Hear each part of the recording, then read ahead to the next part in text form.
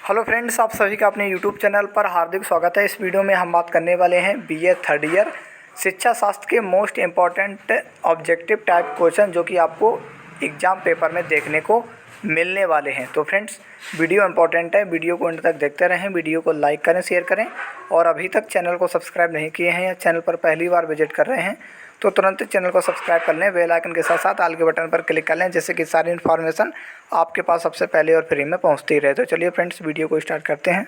तो फ्रेंड्स, इस वीडियो में सारे इम्पोर्टेंट क्वेश्चन बताने जा रहे हैं जो कि आपके पेपर 1, पेपर 2, पेपर 3 तीनों जो ऑब्जेक्टिव होने जा रहे हैं, तीनों के आप ध्यान से सुनिएगा। और अगर आपके पास पेन कॉपी नहीं है तो तुरंत पेन कॉपी लेकर बैठिएगा, क्योंकि इस वीडियो में हम आपको लिखित नहीं दे रहे, केवल ओरल बता रहे हैं। मोस्ट इम्पॉर्टेंट आपको एग्ज़ाम पेपर में देखने को ज़रूर मिलने वाले हैं। तो सबसे पहले क्वेश्चन की बात करें तो कोठारी कमीशन किससे संबंधित है? तो कि कोठारी कमीशन वो प्राइमरी शिक्षा से संबंधित है। नेक्स्ट क्वेश्चन है कि मोदालियर कमीशन किससे संबंधित है? जिसका सही आंसर है माध्यमिक शिक्षा से संबंधित है। फिर एक स्टेटमेंट आता है जॉन डेवी का कि विद्यालय एक सामाजिक संस्था है। उसके बाद में यूनिसेफ का फुल फॉर्म क्या है? यूनिसेफ की स्थापना कब हुई? भारत में यूनिसेफ कब से काम कर रहा है? उसके बाद सर्व शिक्षा अभियान की शुरुआत कब हुई? राष्ट्रीय साक्षरता मिशन कब से शुरू हुआ? उसके बाद मोस्ट इम्पॉर्टेंट क्वेश्चन आता है कि राष्ट्रीय शिक्षा नीति किस सन में आई? तो जिसका सही आंसर है 1986 में आई। उसके बाद एकलव्य परियोजना कब शुरू हुई? महिला समाख्या कितने राज्यों में चल रही? केजी का फुल फॉर्म क्या होता है? राष्ट्रीय जो नई शिक्षा नीति है उसमें भारत की शिक्षा संरचना क्या है? मोस्ट इम्पॉर्टेंट एक क्वेश्चन है कि शिक्षा को किस संविधान संशोधन से समवर्ती सूची में डाला गया है? तो इसका संविधान संशोधन है 1976, 42वां संविधान संशोधन। सूचना का अधिकार कब लागू हुआ? तो ये 2005 में लागू हुआ। भारत में टीवी की शुरुआत कब से हुई? भारत में इंटरनेट की शुरुआत कब से हुई? तो जो टेलीविज़न की शुरुआत हुई है वो 1895 है और उसके बाद रेडियो की शुरुआत 1995 है। सॉरी, टेलीविज़न की शुरुआत और रेडियो की शुरुआत, इसमें जो रेडियो की शुरुआत है वो 1895 है और जो इंटरनेट की शुरुआत है भारत में वो 1995 है। भारत में कुल कितने केंद्रीय विश्वविद्यालय हैं? और उत्तर प्रदेश का पहला राज्य विश्वविद्यालय कौन है? राजासी टंडन मुक्त विश्वविद्यालय कहाँ पर स्थित है और ये किस राज्य में है? मोस्ट इम्पॉर्टेंट क्वेश्चन है जो कि उत्तर प्रदेश में है और प्रयागराज में है। ई जर्नल का क्या मतलब है? ये इम्पोर्टेंट क्वेश्चन है जिसका अर्थ है इलेक्ट्रॉनिक जर्नल। और एडुसेट क्या है? उसके बाद दूरस्थ शिक्षा का प्रारंभ कौन से देश में सबसे पहले हुआ? तो इसका सही आंसर है इंग्लैंड। इग्नू कहाँ पर स्थित है और इग्नू का फुल फॉर्म क्या है? तो इग्नू दिल्ली में स्थित है।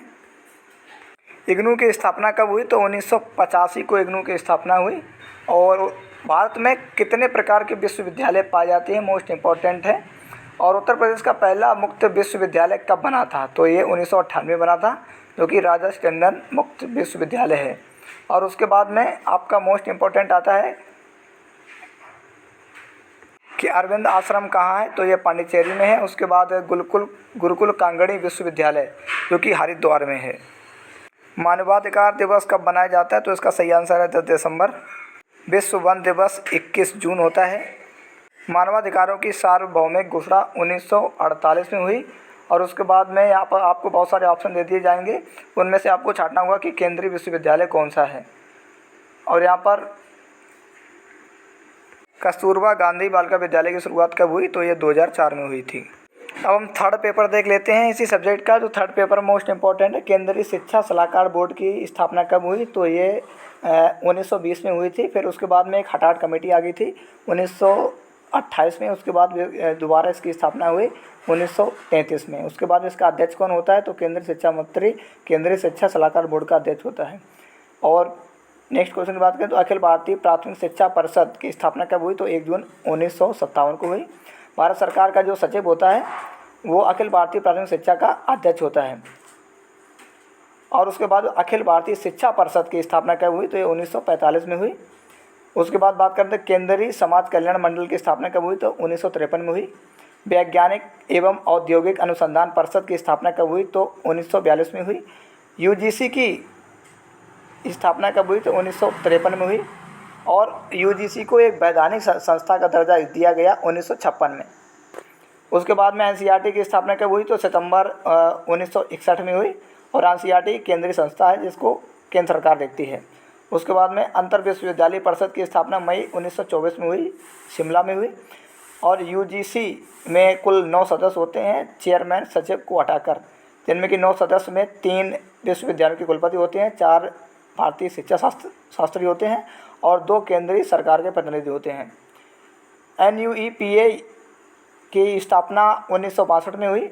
शिक्षक कल्याण राष्ट्रीय प्रतिष्ठान की स्थापना 25 जून 1962 में हुई भारत सरकार के मंत्रालय द्वारा। और एक फिर स्टेटमेंट आता है कि अध्यापक मनुष्य का निर्माता है, तो ये जॉन एडम्स का कथन है। और उसके बाद एक और मोस्ट इम्पोर्टेंट आता है कि अध्यापक इतिहास का वास्तविक निर्माता है, तो ये H.G. वेल्स ने कहा है। फिर उसके बाद पंचवर्षीय योजना से 1-2 क्वेश्चन जरूर आ सकते हैं कि 6 से 14 साल के सभी के लिए शिक्षा कौन सी पंचवर्षीय योजना में हुई, तो ये 9वीं पंचवर्षीय योजना जो कि 97 से 2002 तक हुई। कब से प्रथम पंचवर्षीय योजना का टाइमिंग अंतराल क्या था, तो 1951 से लेकर 1956 प्रथम पंचवर्षीय योजना लागू हुई। उसके बाद में 51 से 56, फिर 56 से 61, फिर 61 से 66, फिर 69 से 74, फिर 74 से 79, फिर 80 से 85। यहाँ पर कुछ चेंज हो गया है। फिर 85 से 90, फिर 92 से 97 और 97 से 2002 मोस्ट इंपॉर्टेंट है। 97 से 2002 जिसमें कि आपको 6 से 14 साल के बच्चों के लिए शिक्षा का प्रावधान किया गया है।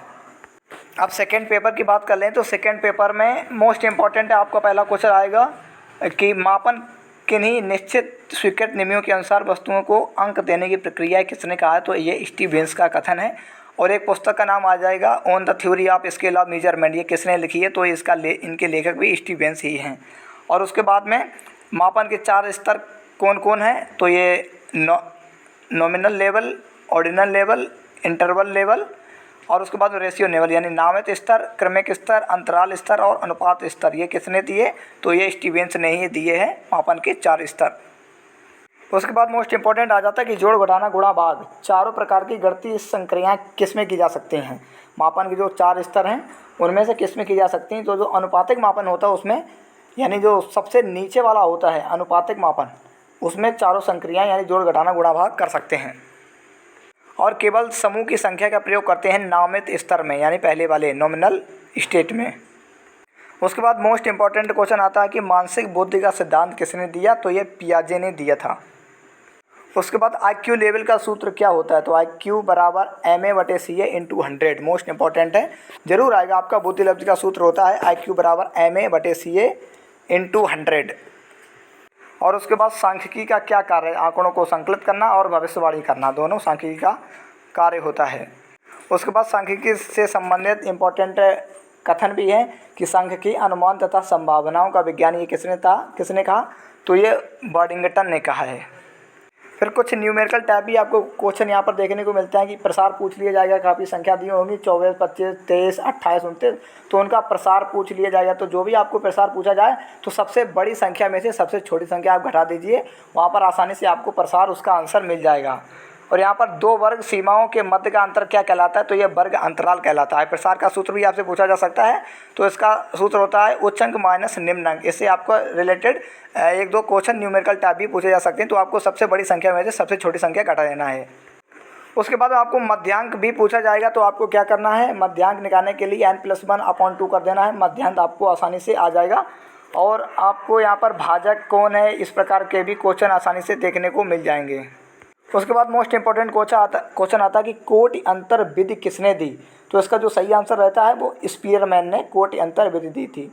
उसके बाद कोटि अंतर का से संबंध गुणांक का सूत्र क्या होता है, तो यहाँ पर रो बराबर 1-6, यहाँ पर आपको काफ़ी सारे ऑप्शन दिए होंगे, तो आपको जो सही आंसर यहाँ पर याद करके ले जाना है, रो बराबर 1-6 ∑d² /n × n²-1, most important है। और उसके बाद y कसौटी पर आधारित कितनी प्रकार की वैधता है, तो ये 3 प्रकार की वैधता आसानी से देखने को मिलती है। उसके बाद सहसंबंध गुणांक की न्यूनतम सीमा है, तो -1 न्यूनतम सीमा होती है। फिर एक मोस्ट इंपॉर्टेंट बुक का नाम आ जाता है कि इसेंशियल फॉर साइकोलॉजिकल टेस्टिंग, ये पुस्तक किसने लिखी है, तो ये पुस्तक क्रॉनबेक ने लिखी है। इस प्रकार तीनों पेपर को अगर देखें तो सबसे सिंपल पेपर आपका पेपर 1 होता है। और उसके बाद पेपर थर्ड पेपर होता है, और सबसे कठिन माना जाए तो पेपर सेकंड होता है। आप आसानी से पेपर 1 जितने भी मोस्ट इंपॉर्टेंट आपको अभी बताए हैं उनमें से बहुत सारे क्वेश्चन, लगभग अभी जितने बताए उनमें से 70 से 80% क्वेश्चन आपको आसानी से क्वेश्चन पेपर में देखने को मिलने वाले हैं। आप आसानी से बहुत सारी टॉपिक बिल्कुल पढ़कर जाइए, घर से बिल्कुल तैयार करके ही जाइए। यहाँ पर आपको यूनिसेफ, यूनेस्को, उसके बाद शिक्षा का अधिकार, उसके बाद आपका जो भी विश्वविद्यालय टाइप होते हैं, NCERT, उसके बाद ओपन विश्वविद्यालय, नवोदय योजना, इनसे बहुत सारे क्वेश्चन आपको पेपर 1 में देखने को आसानी से मिल जाएंगे। और पेपर 1 ही आपका बहुत अच्छा अगर गया तो आसानी से आपके बहुत ज़्यादा नंबर यहाँ पर आ सकते हैं, क्योंकि सबसे सिंपल पेपर अगर बात करें तो पेपर 1 ही है इन तीनों में। उसके बाद में पेपर थर्ड, और सबसे कठिन अगर माना जाए, थोड़ा कॉम्प्लिकेटेड माना जाए तो पेपर सेकंड थोड़ा कॉम्प्लिकेटेड है। यहाँ पर जो भी आपको क्वेश्चन बताया बिल्कुल एक बार इनको वीडियो को देख लीजिएगा, और जिससे कि आपको आसानी से याद हो जाए। Thanks for watching and subscribe my channel.